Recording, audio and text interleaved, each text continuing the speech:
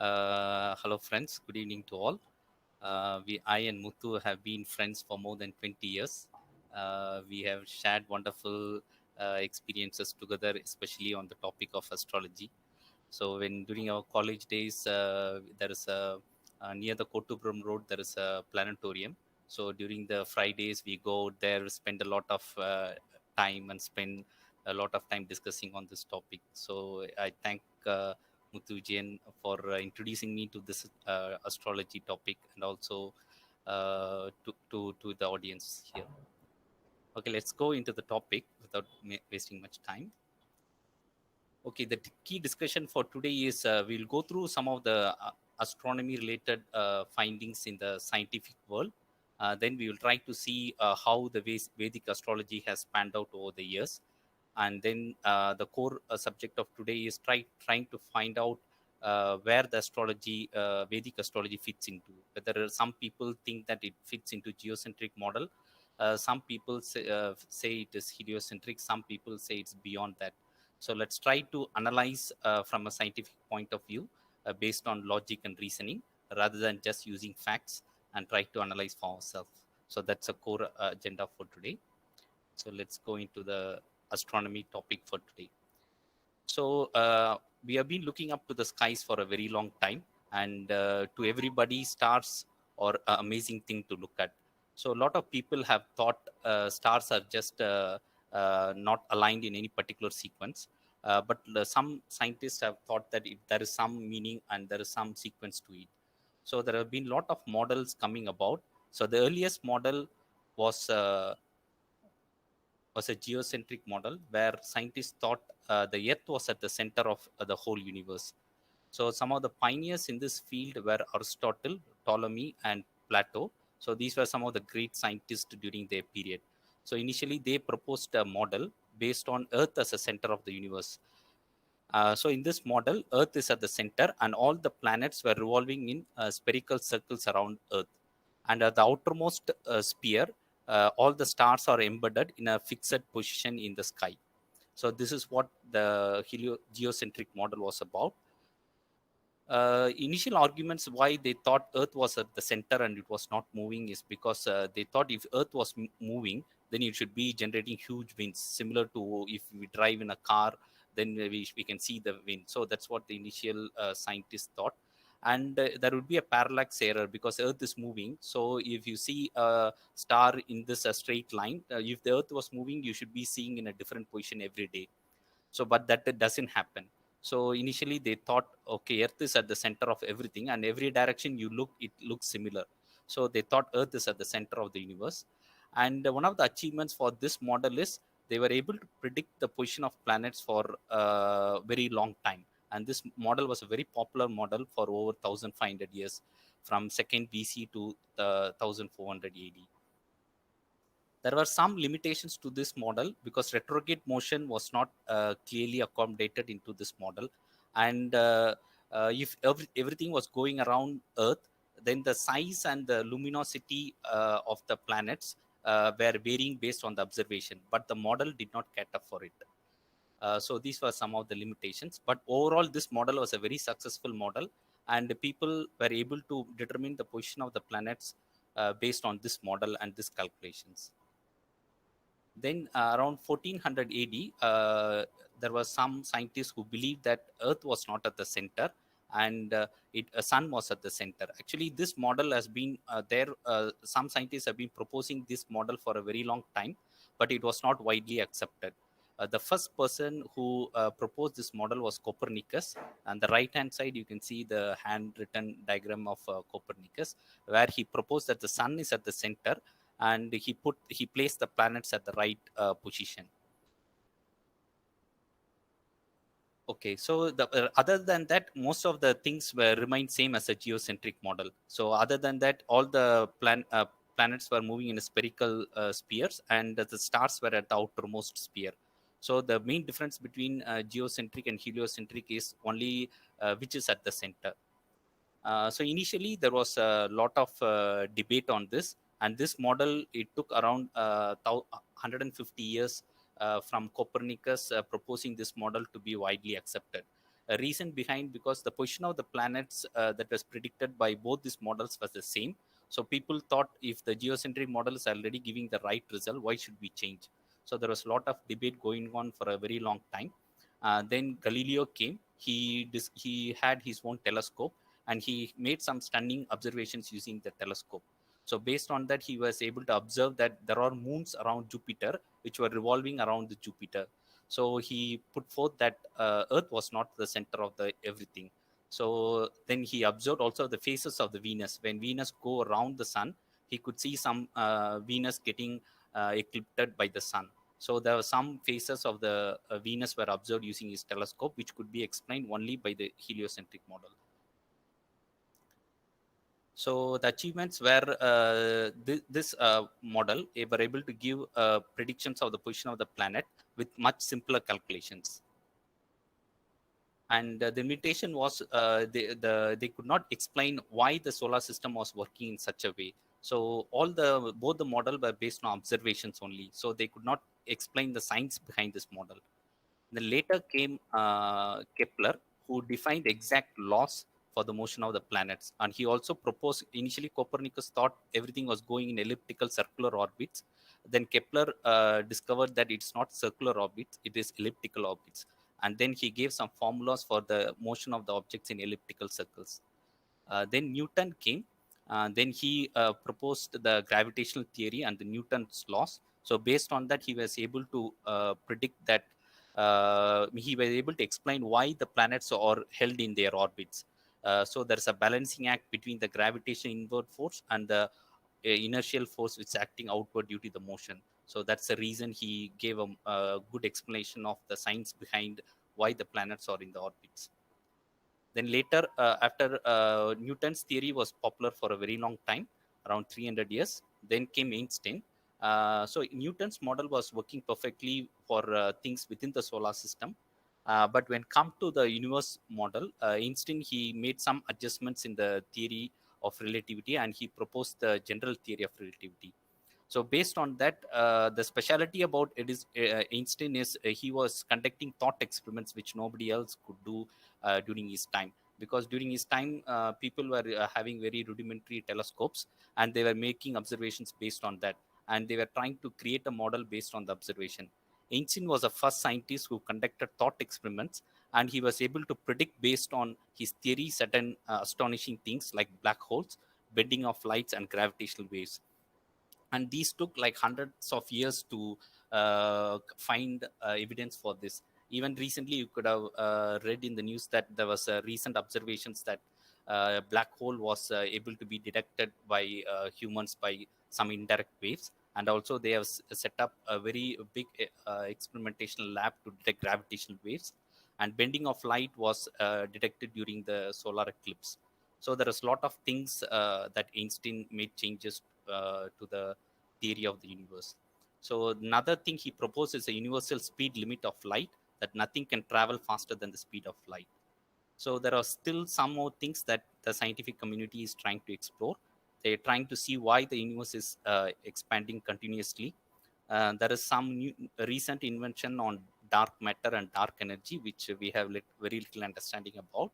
And we scientists are trying to find a single model which could explain both the quantum mechanics and theory of relativity, because theory of relativity works very well when it comes to motion in a large scale, but when it comes to atomic scale, it breaks down. So scientists are trying to find a model which can fit into both this. So these are some of the scientific advancements that's happening in the scientific world. So let's come back to the astrology topic. So in astrology, astrology has been around right from the time of the Vedas. They say that astrology is discussed in the Rig Veda and Yajur Veda.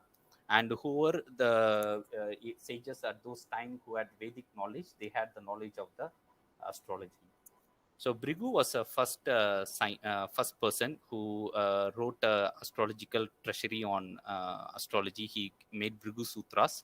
So he is one of the Saptarishi. So we don't know what period of time Saptarishis were there.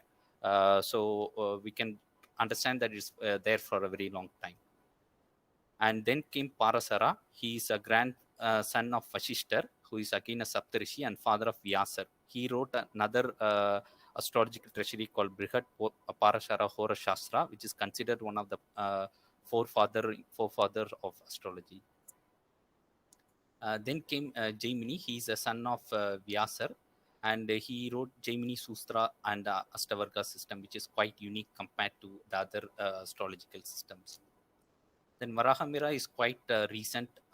He consolidated many of the Siddhantas and Surya Siddhanta, and which is astronomical treasury on the movement and calculation, trigonometric calculations, all these things, and he consolidated, which was in a verbal format. He consolidated and made texts based on the 5 Siddhantas, and he also wrote Brihat Samhita. Then another recent astrologer is Manteshwara Faladipika. He has written a book called Faladipika, which is also a very important astrological book. Then the recent astrological books, as we all know, is written by Surya Narayana Rao and P.V. Raman. They have taken all the astrological treasuries and tried to translate it, and adding their valuable experience, they have brought astrology to all the modern thinkers. So they play a very important role in today's context.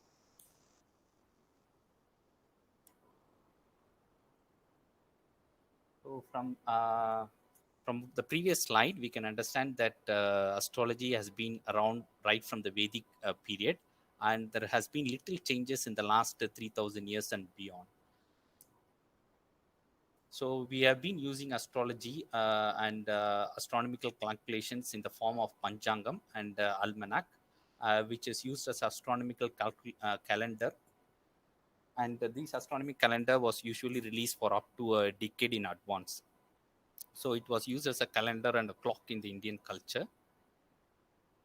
So things which we know, which we knew for so long, is the color of the grahas. Like if you go to a temple and you can see the Navagraha is in the temple, and you can see that's a colored cloth around each planet, and you can see that the color of the cloth matches with the actual color of the planet. So this implies that we knew the color of the planets for a very long time. Like Jupiter was yellow, Mars was red. Even though it's not clearly visible to the naked eye, our forefathers clearly knew those colors. And not only that, they also knew the size and composition of the planets, like whether it's a gaseous planet or a solid rock planet. So all these information they had, and they also had information on the motion and the relative movements in the sky. So based on that, how we know that they had this knowledge is based on that they had made predictions. For example, if Saturn is a slow moving planet, and if a person has Saturn dominant in his horoscope, then they were able to make predictions based on that, like he's a slow in everything. So that kind of predictions were able to be related between the actual physical nature of the planet to the predictions. So from this we know that the knowledge of the planet size composition existed with us for a very long time. So some of the salient features of Indian horoscope is we have something called Rahu and Ketu. I think Muthu has clearly explained about Rahu and Ketu in his course. So Rahu and Ketu basically represents the intersection points between the motion of moon around Earth and Earth around Sun. So these intersect as two points in the sky, which is represented in our horoscope as Rahu and Ketu. So the importance of this is, from astronomical point of view, is based on this we were able to predict the eclipses very accurately. Then Ainamsa is something very unique to Indian horoscope. So Ainamsa is not clearly easy to understand. Ainamsa is something that happens due to the Earth's axial precision. So if you'd observed the top rotating, if you had observed a top from a sling, initially the top will be on a steady state, then slowly it will be going, the head will be rotating, and then slowly it will stop rotating. So the head rotating is called the axial precision. The same thing is happening to Earth when it rotates in orbit, but not very fast. It's a very slow. It's in a period of like 22,000 years. But there's a slight rotation of the Earth's head based on its axis. So Indian astronomers knew of this fact, and due to this, the zodiac looks like it is moving very slowly. and Indian astronomers were able to detect this axial precision, and they were able to accommodate this correction in the horoscope. If we go based on the plain observation based on the telescope, we will see that the zodiac is slowly moving. So our Indian astronomers were able to identify this precision, and they introduced the Ainamsa correction in the horoscope calculations. So this in the Western world, they discovered about this Ainamsa only in the 16th century. So nakshatras and padas is another unique thing to the Indian horoscope. So if you just go based on the 12 horoscopes, there is each house has 30 degrees. But if you see a nakshatra, it has a finer divisions within the house. So based on the nakshatra and padas, our astronomers were able to determine more accurately the position of the planet within a particular house. And they were able to identify the characteristics of the nakshatras as well. Another unique feature about Indian horoscope is the divisional charts and the Navamsa. So Navamsa is again is based on the nakshatra system. So it was able to give finer astronomical positions of the planets. So Gochara system is another unique feature of Indian horoscope. So not everything is determined at the time of birth. So there is a play between the natal horoscope and the current Gochara system. So the combination of these two results in actual predictions. So not everything is determined at the time of the birth. So this is something unique to the Indian horoscope. Muthu, if you want to add anything, please stop me and you can add. Yeah, coming to the Gochara system, I think this is not discussed in my fundamental course, but basically, as Saravana Kumar mentioned, while making the predictions, the Gochara system will also play an important role. So apart from the planetary positions during the birth, the current transit of planets, which is called Gochara, is also taken for the prediction purpose. So the Gochara and Ashtavarga are combined together to find the yearly predictions. So that is something I wanted to add. Yeah, you can go ahead, Saravana. Okay, thanks.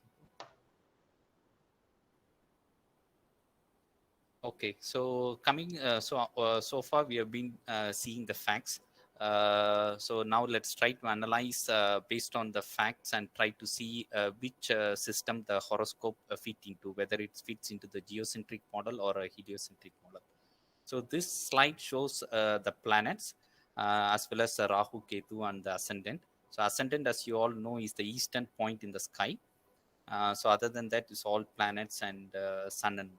So in our sometimes we can get confused that planet means object revolving around the sun. So this definition of a planet is something introduced quite recently.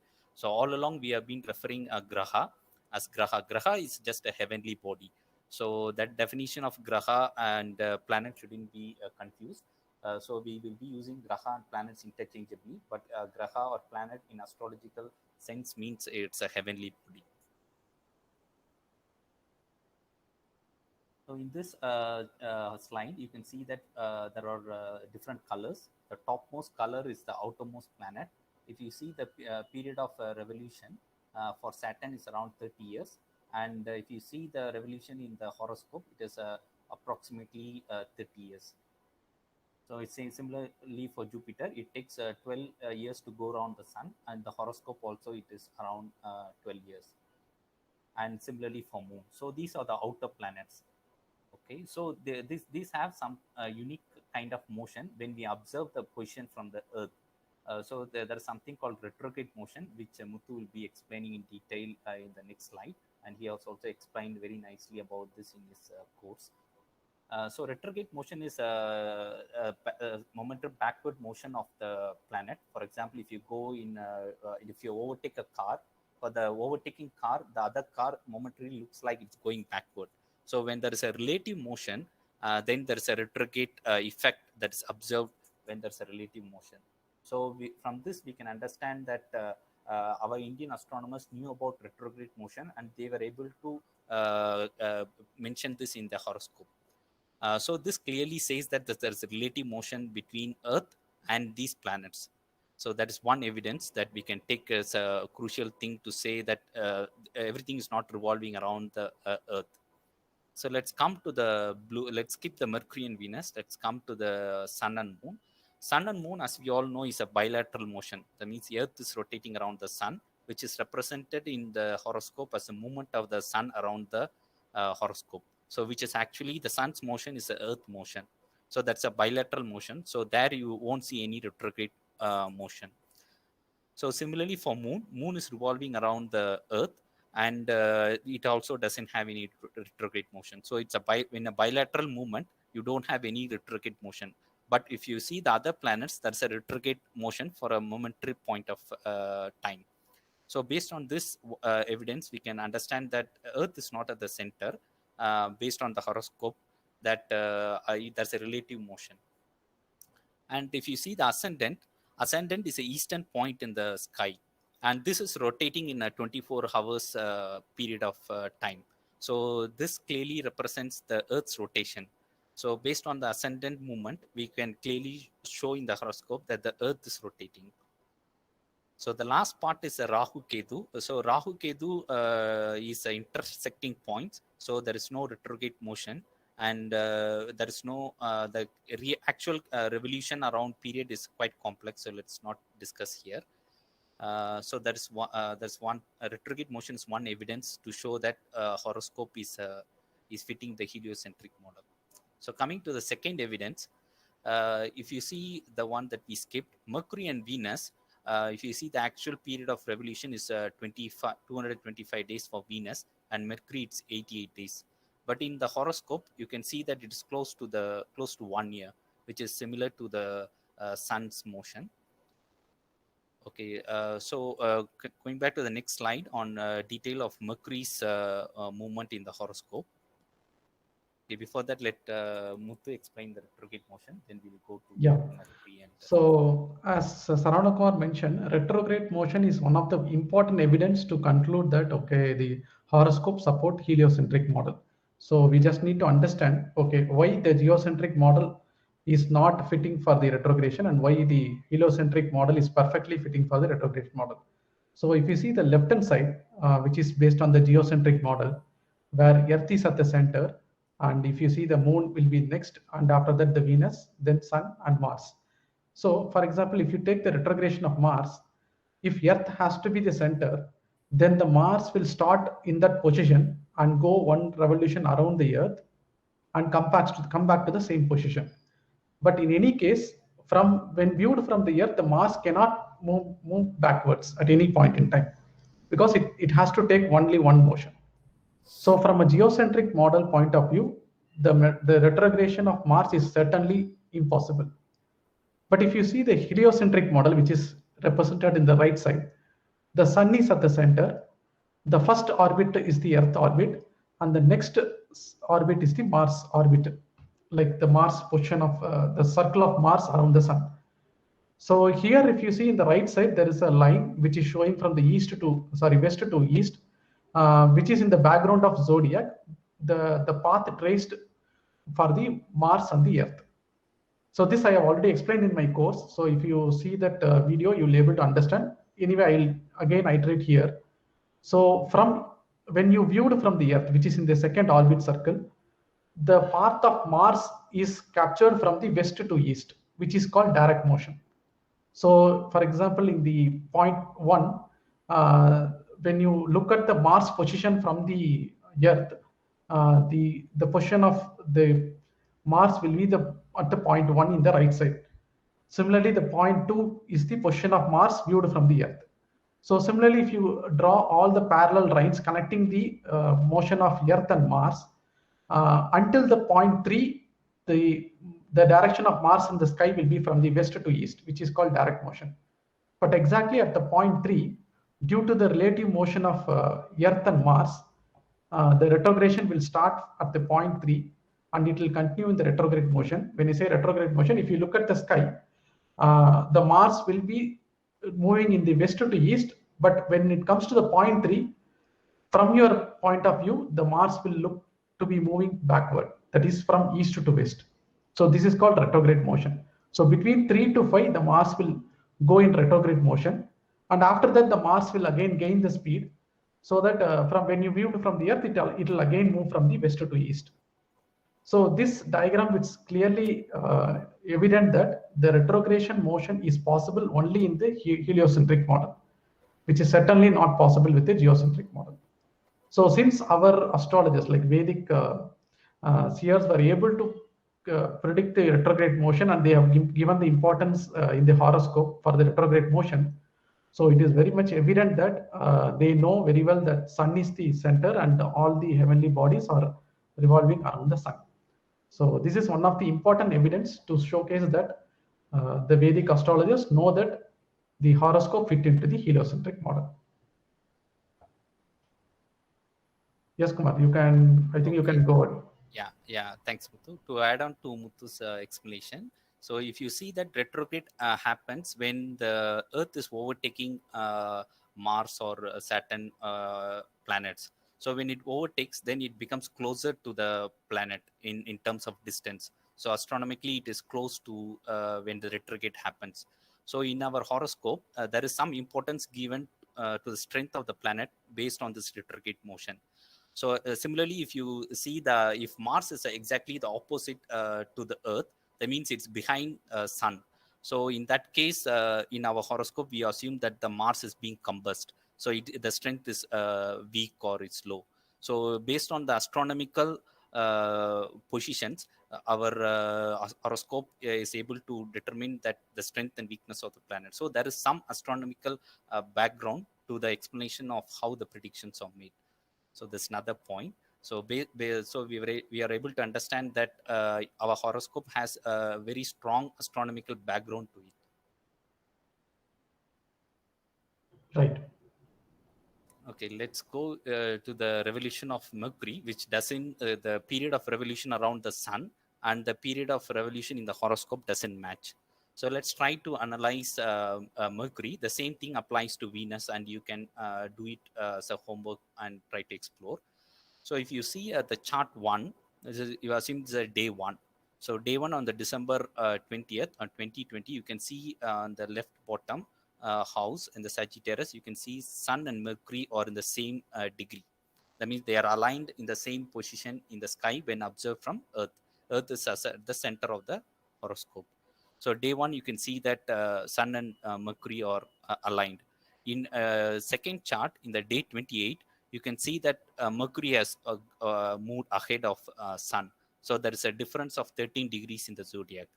So similarly, if you see in the day 42 in the chart 3, and the Mercury has moved to a maximum distance of 17 degrees in the zodiac.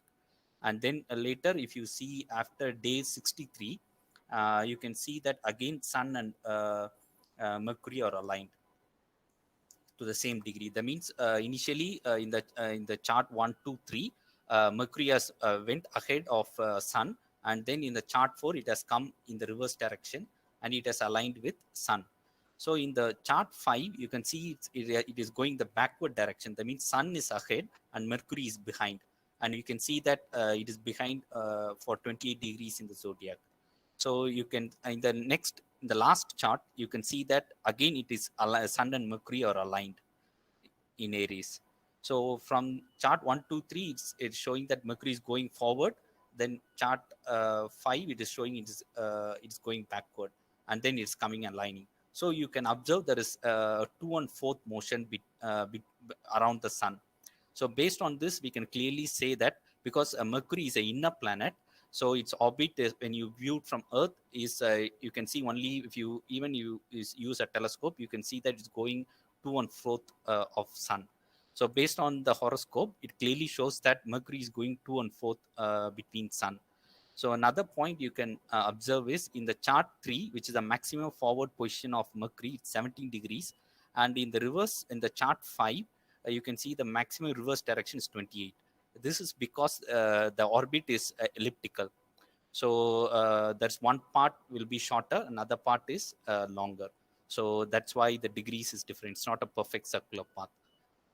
Okay, so this is a very clear evidence to show that from the horoscope, we can explain the heliocentric model very clearly.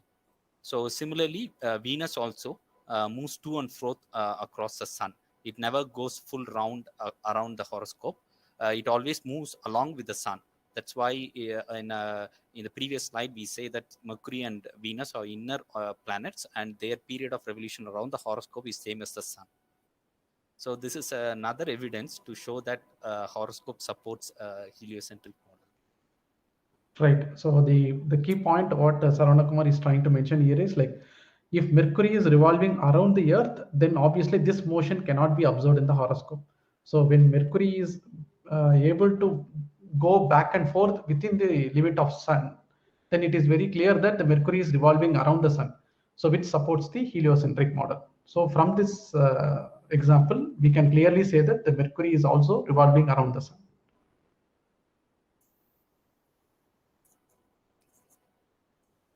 Okay, Yes, so yeah, you can go ahead. retrograde and the revolution of the inner planets are some of the key evidences. So let's discuss them in detail. So Mercury and Venus are always within 2 houses from the Sun. So they are going to and fro. So this is a very important evidence to show that our ancient seas have a very good understanding of the movement of planets around Sun. So this could also explain the size and the luminosity of the planets. So when it goes forward, it is going behind the sun, and when it's coming in the reverse direction, it's going in front of the sun. So this is another example. And first 2 points are related. So the second major evidence is a retrograde motion, which is possible only in case of relative motion between 2 planets. And since it's a moving in a elliptical orbit, it's a focal point is the sun. So based on the retrograde motion, we can also conclude that Earth is not stationary and there's a relative motion.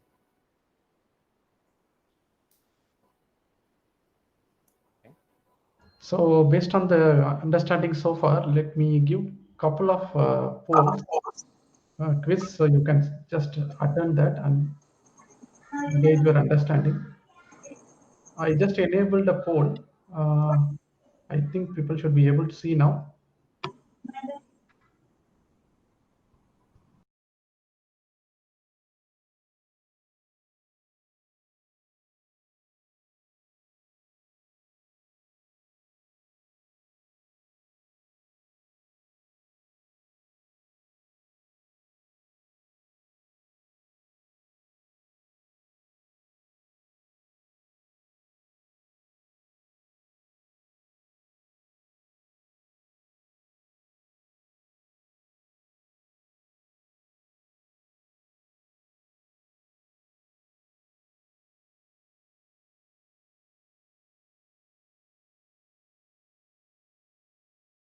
So for the people who are using mobile, it seems like the polls are not visible.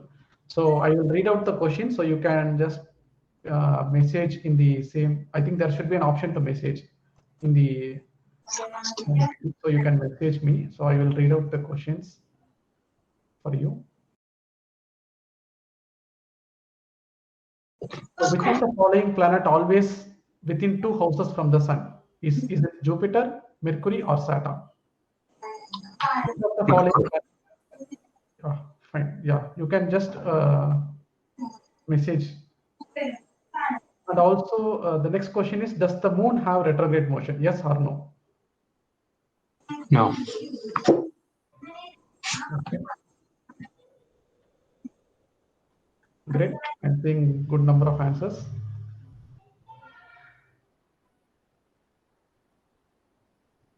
I think people who already attended, they should be able to see the answers now.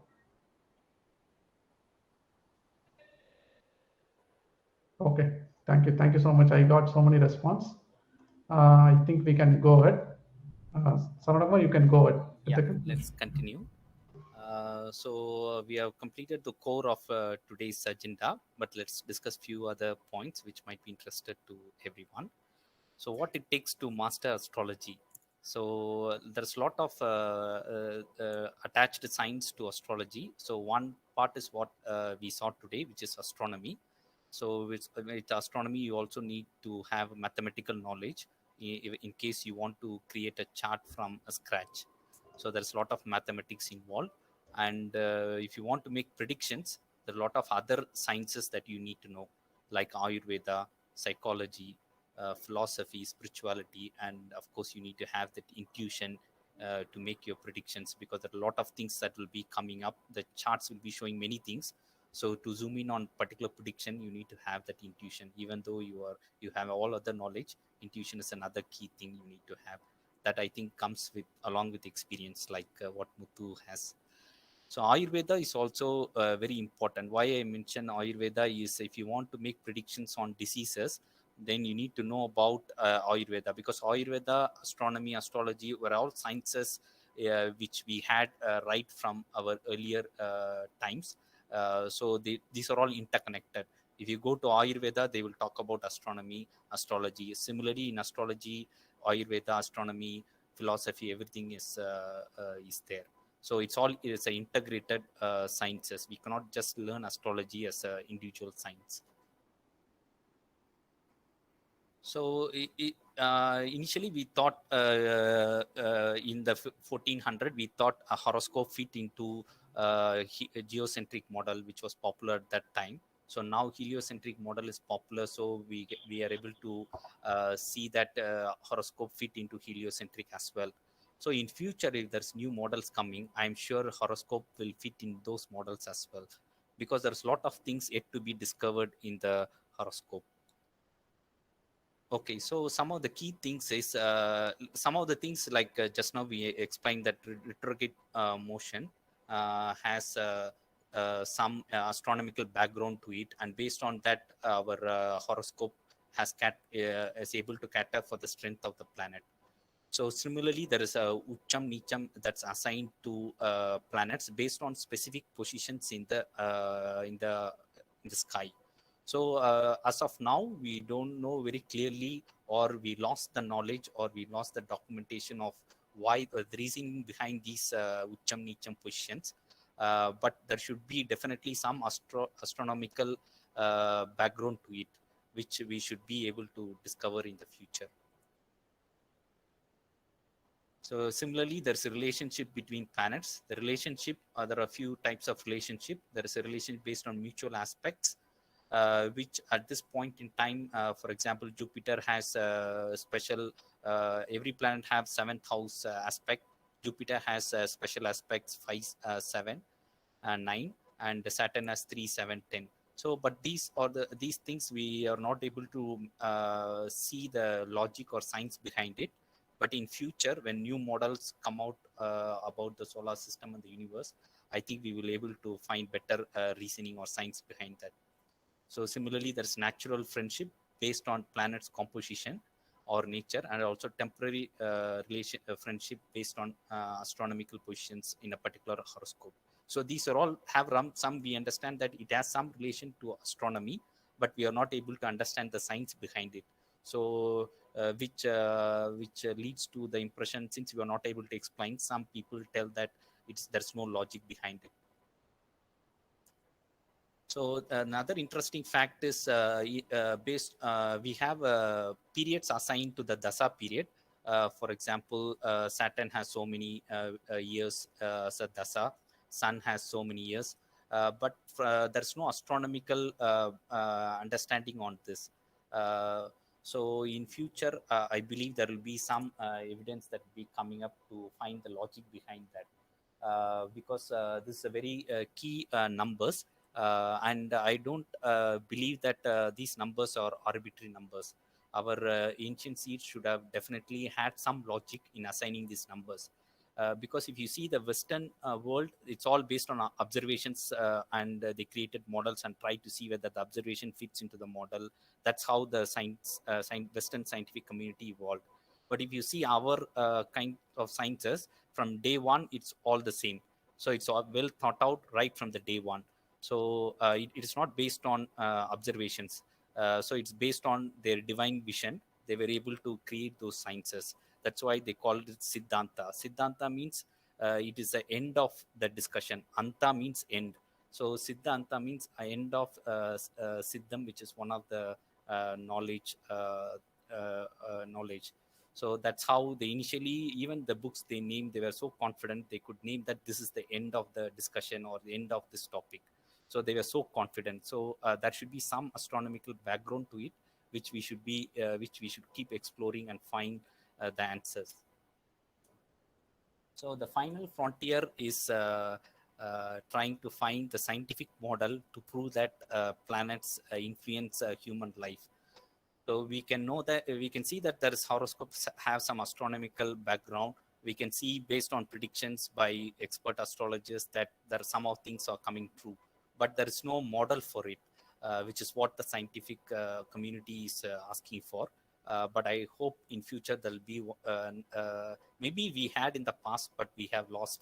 So we are hoping that it will come up again in the future. So these are my own thoughts. This is not from any books. So I'm trying to connect some dots and try to see what our ancient seeds told us stories or as a proverbs, trying to see whether there's any astronomical background to it. So famous quote in Tamil, we say "Andathil உள்ளது பிண்டத்திலும் உள்ளது." That means what is in the what is above is in you, or what is in the universe you is inside you, or you are just a drop of the universe. So what is the astronomical background to it?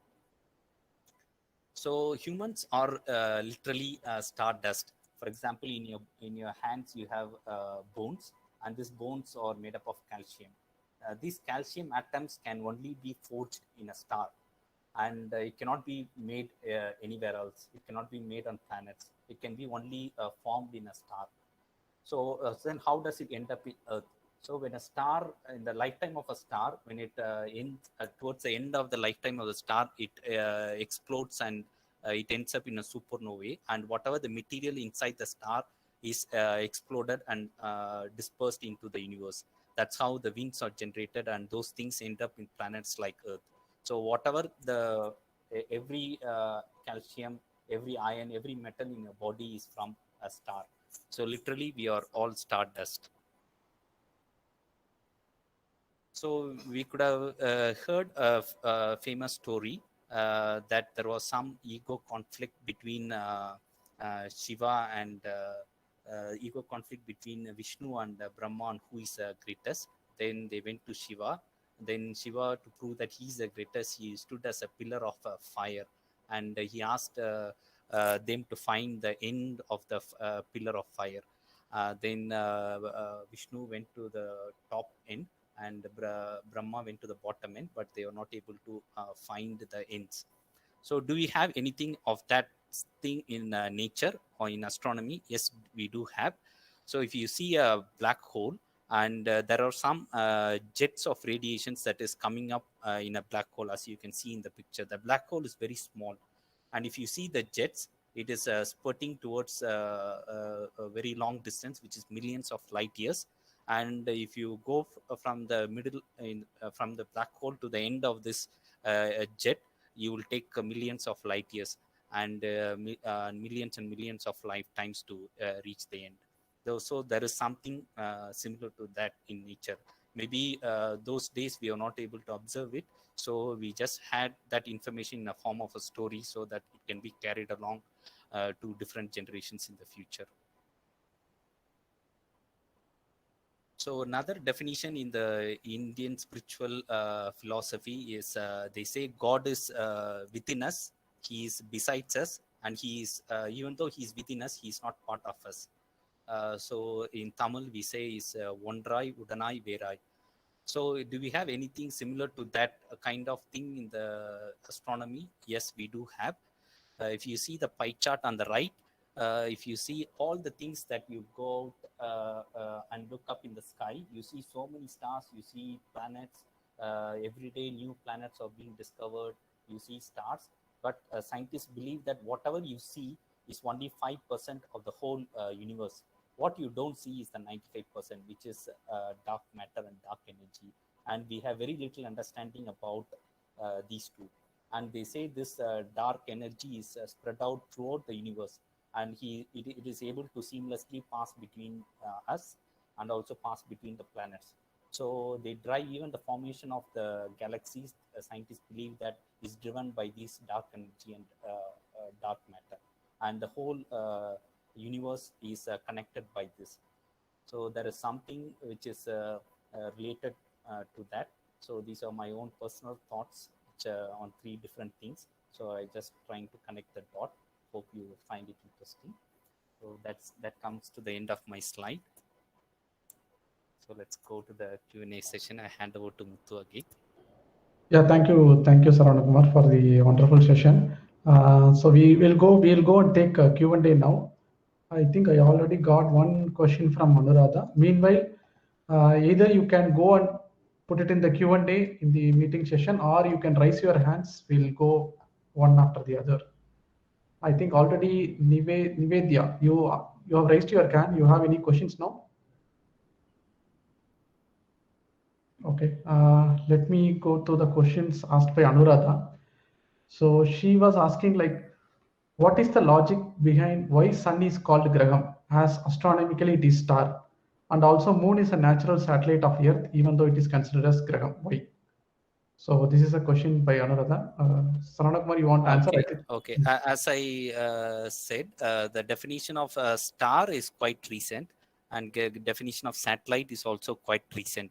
So as the models come about, geocentric, heliocentric, these are definitions that came out quite recent. But Graham, in our context of a horoscope, has been there for thousands of years. So the definition of Graha, as per our horoscope, is it's a heavenly body. So that's the meaning. So let us not fit into the modern definitions, which is quite recent, and it's both are different terms. It's not directly related. Okay, so Anuradha, is that... are you okay with that explanation, or you still have doubts? You can. I think she said okay. Next, Hari Krishnan asked how the aspects of planet can be explained scientifically. I think he brought up in the last slide. The aspect of the planet is cannot, as of now, we don't have any scientific explanation. But although we have said, V.V. Raman also mentioned in his book that when two planets are aspecting each other, the rays of two planets if they have a negative influence, then those aspect is considered as bad. If it is having a positive influence based on the graha nature itself, then it will give a auspicious result. So that's a kind of a naive explanation as of now we have, but scientifically I don't see any explanation to that. Saravana, you want to add anything on that? Yeah, that is good. Yeah. So to be frank, certain things we don't understand the reason behind it. Maybe we lost that knowledge over the ages. So definitely, but there should be some astronomical or scientific background to it. But just that we lost that knowledge. Yeah, exactly. Hopefully, in future we will be able to find that. Yeah, even for example, this retrogression is mentioned by our ancient Vedic astrologers some several thousand years ago. Yeah. But the retrogression is explained by scientific world only after the invention of heliocentric model. Yeah. So still what I see is like astrologically there should be some reason, there should be a scientific reason which we are yet to evolve into that. Yeah, for example, if you talk about Ainamsha before 400 years, nobody will understand. So, but we still were using that. So similarly, we will wait for more the science to catch up with us. So our horoscope and the Vedic astrology is much more advanced than the current science. So let's wait for the current science to catch up with us. Then we will see more reasons coming up. Right. So next question from Nivedya: how astrology grahas is related to God? So there's one more question aspect of okay. Yeah. How an astrology grahas is related to God? Astrology says that there is the heavenly bodies influence human life. So I don't see the relation between God and grahas. Muthu, correct me. Yeah, actually, what she is asking, like, in a temple also that every planet is given a god, like for example Jupiter, Shukra, Venus, Okay. Saturn is also a god, right? It's considered as Yeah. god. No, anything that influences, we even if a king who can influence our lives, then we give the status of God to king. So similarly, I think that's a reason that grahas are affecting us. So we thought we should respect them and give the importance. So that's why the topmost thing that we can respect, we can give to grahas is equivalent to God. But the Right. grahas are not God. They're Yeah, based on scientifically speaking, Durgas are not God, but as Saravana Kumar mentioned, like if there is a supreme power which we don't have any control, for example, we don't have any control to change the direction of planets or anything. So when we don't have any control, so we will obviously give a higher status. So it could be like God. And the next question from Chitra Madi, why Uranus and Neptune are not included? So that's a question. Uranus and Neptune. Yeah, it has been not included all along. Then I think you have forgot about Pluto also, and there are thousands of heavenly bodies near Pluto orbit. So it's not included because it's too far away. I just based on my reasoning. So if you see the inner planets like Mercury, Venus, Earth, it's all very close to the Sun. So after that, Mars is also a bit closer. And if you go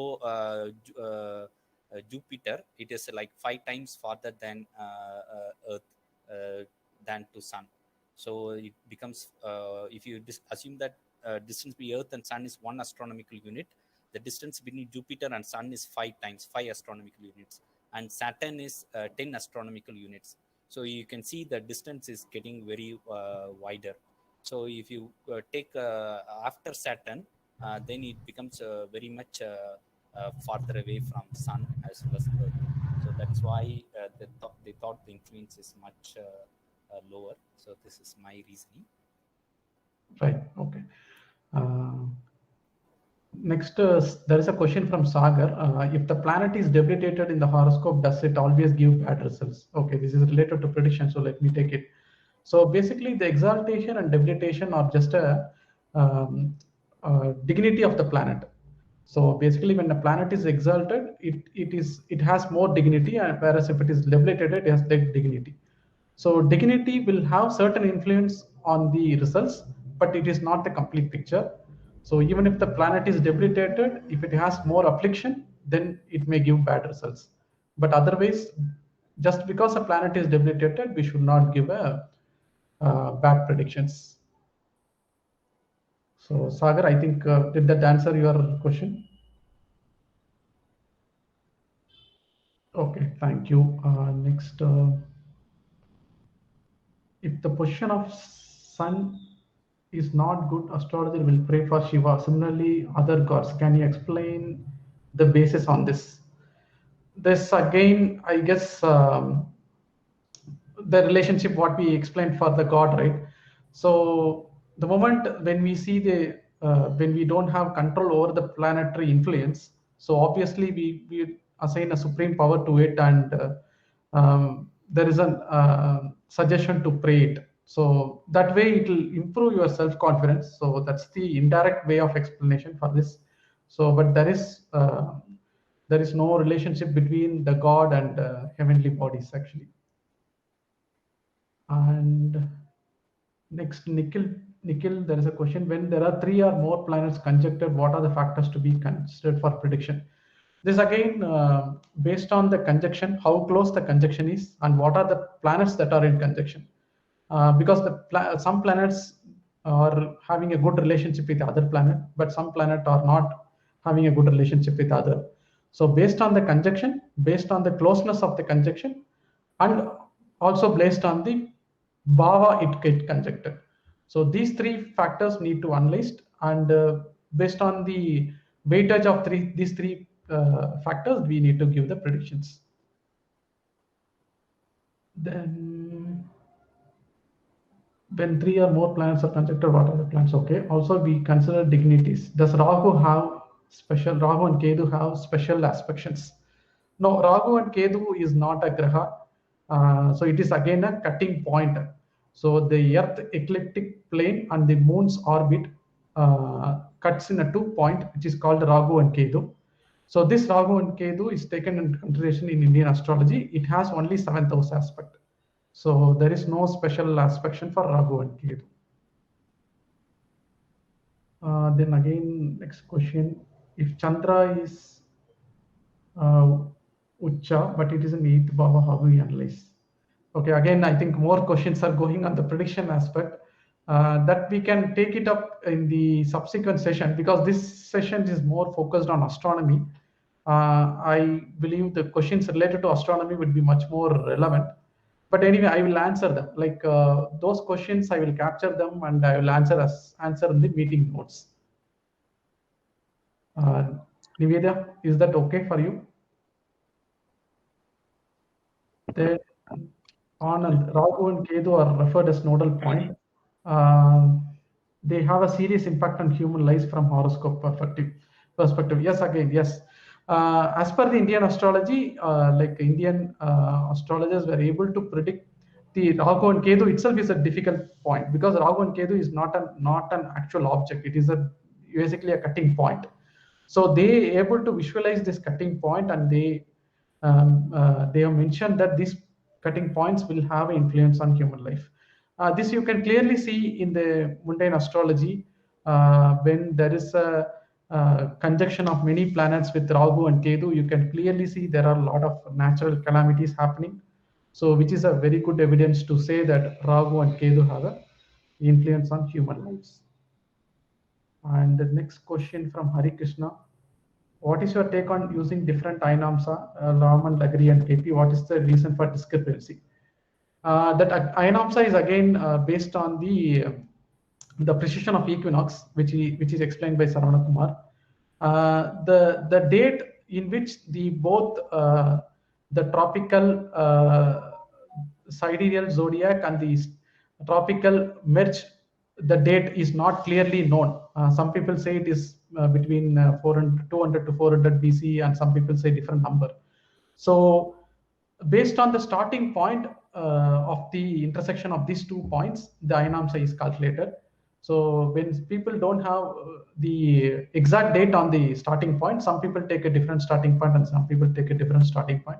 And because of this, there will be a slight difference in the Inamsa. So that is the reason for the discrepancy of Inamsa. And one more question: what may be the logic behind aspect of Kuja, Guru, Sani? Yes, this is again Saravana Kumar mentioned. The 7th house aspect is something very clear. Astronomically, we can explain when there is planets are in exactly opposite position. We call it as a seventh aspect. But the fifth aspect for the Jupiter, 4th aspect for the Mars, or the 3rd aspect for the Saturn, as of now, we don't have any logic. So these are all again given by the ancients here. So as of now, we don't see any logic behind it. 1 minute, I think Gopal has raised the hand. So if you have any questions, Gopal, you can unmute your mic and you can ask. Yeah. So I have one question. I think recently, I mean, I know Vedic astrology has been based on like almost 4,000 years kind of time. But again, recently the Western astrology is recently maybe like Saravana says a lot of things evolved in last 100 years. So what is the basis of I know the sun and moon are the difference, but my understanding is our Vedic astrology, our rishis and Vedas has been told from ages. But how did this Western astrology evolved? Any idea which is better in both the aspects of predictions? Okay, so I think the astrology has evolved in a different part of the world in different times. In fact, the Babylonian astrology is almost kind of similar to our Vedic astrology. It is also far old actually. So we cannot say that this is better than that. Definitely, we cannot say that, because everyone have part of their culture. The astrology is also developed. So coming to the Western, difference between the Western and Vedic. The most important difference is Ainamsa. The Vedic astrology considers the precession of equinox, the wobbling effect of Earth, and because of that, the Ainamsa is considered. So from a calculation point of view, the Ainamsa is the major difference. The Western astrology don't take Ainamsa, and the Indian astrology takes the Ainamsa. So if you calculate a horoscope based on the Western procedure and reduce the Ainamsa, you will exactly get the Vedic chart. So apart from this, there is no difference in the calculation. Coming to the prediction, again, the rules are completely different. The aspections in the Vedic astrology is different. The aspect in the Western astrology is different. And there is no dasa bhakti in Vedic, Western astrology. The predictions in Vedic is mainly depend upon the dasa bhakti. But in Western, the predictions are more based on the planetary aspect and the current transits. So these are some of the important difference. But without having much exposure to Western, I cannot compare and contrast which is best actually. So of course, each one will have its own positive and negative. Yes. But in that, so I know that part I understood, Muthu, but the thing is, ours is going back generations, right? But the Western part is mostly astronomic kind of thing. They kind of match the movements of the planets, everything kind of thing. So is that the feature of because right now there's a lot of softwares available in the Western side of it. How do we differentiate on certain things? That's what, if we can answer, but that's fine if there's nothing there. I think you joined late. I think that's the objective of this session. Actually, Saravana Kumar clearly explained the Vedic chart is exactly the map of planetary movements in the sky. So Vedic is also exactly mapping the planetary position in the sky. So Vedic chart is able to explain the heliocentric theory, and the Vedic chart is able to explain the retrogradation. I think I have already recorded this session. So immediately after this meeting, I will share the link. We explained the Western astronomy, but I think the question is he is asking about the Western astrology.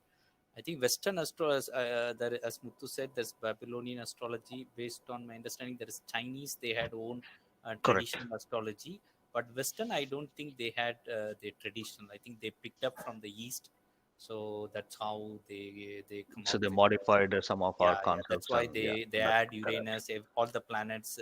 Planets, they yes. Yeah, so, makes sense. Yeah. Because otherwise, looking at the planet, it's impossible to say how the effects are, because unless they pick up knowledge from somewhere else. Yes, exactly. I think they picked up from the East. Yeah. Thank you, Muthu. Thank you, Saravana. Sure. The next question is also they were pioneers in astronomy, and they also have very long tradition. Maybe if you consider Greeks as West, I think they should have some background in that. Okay, the next question is again from Simba Arun Kumar. What is the difference between Vakya Panchanga and Trikonida Panchanga? Basically, the Vakya Panchanga is again based on the formulas devised by our Vedic astrologers. So this will give the exact planetary positions based on the formulas. Trikonidam is again the same. The only difference is it is corrected to the modern values. So Trikonidam will give more reasonable values compared to the Vakya, but it's a debatable topic, and it is not something relevant to the current topic. But I will try to give this answer in the end note of this meeting. And another question is there any one of the difficulty from the astronomical point of view is Earth is also moving, and Earth is also slightly wobbling and tilting. So we cannot verify based on our observations from Earth and confirm the exact position. So since everything is in relative motion, so there is some scope for some errors. So that's why the different many systems came into existence. Exactly, right. Then another question is there any relevance between Prasanna Hora astrology with astronomy? I don't actually know of this. Saravana Kumar, you want to answer this? You have any? Prasanna is the current, right? Correct. Gochara. And Horary is the natal chart. No, Prasanna and Horary are both same actually. So to my understanding, Prasanna is again mapping the planetary positions according to the current time. So this is basically done for the people who don't have the natal horoscope. For example, if somebody don't have natal horoscope, they don't record at the time of birth, then it is obviously difficult to predict. So for them, they will go to the astrologer and they will ask the question. So for the horoscope will be generated for the time of question, and based on that positions, the predictions are made. So that is called prasanna.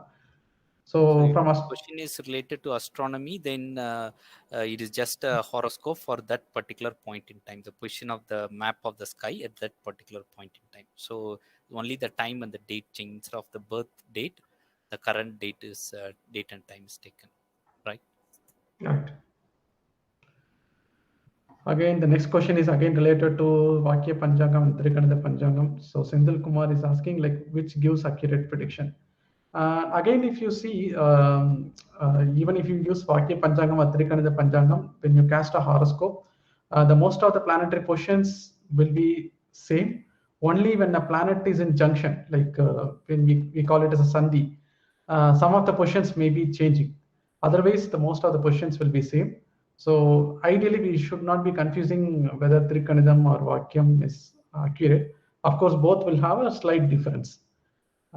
So this I again try to give more explanation with the end notes of this meeting. So Nikhil asking, is there any website which tells accurate degree of planets its position, especially for the conjunction? I think Nikhil, you are asking about real-time position of planets. Yes.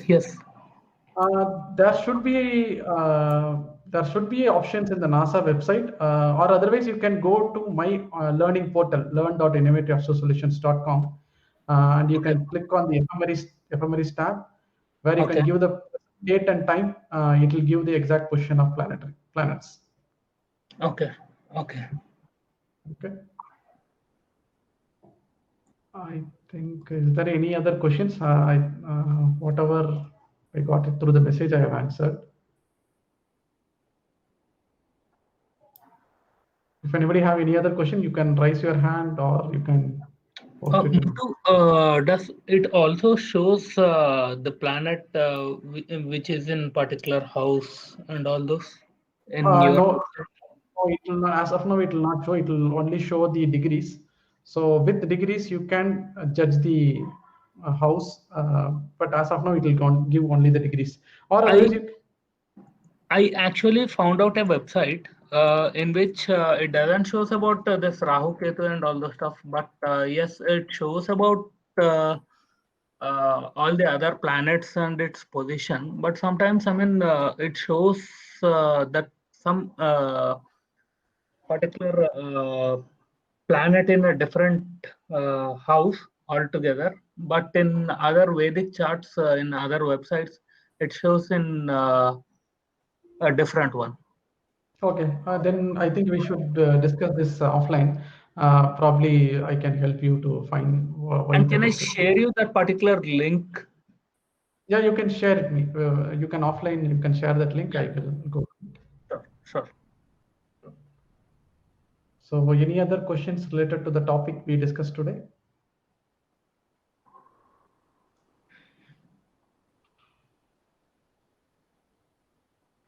If there are no other questions, what I will do is let me close with an poll.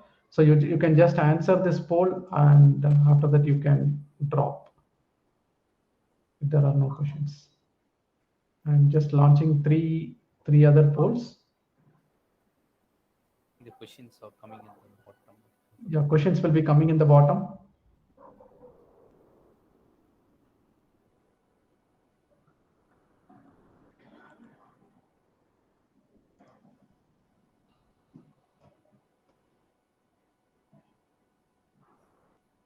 Okay, thanks to all those who are leaving. Thanks to all. Yeah, thank you. So people who are leaving, thank you.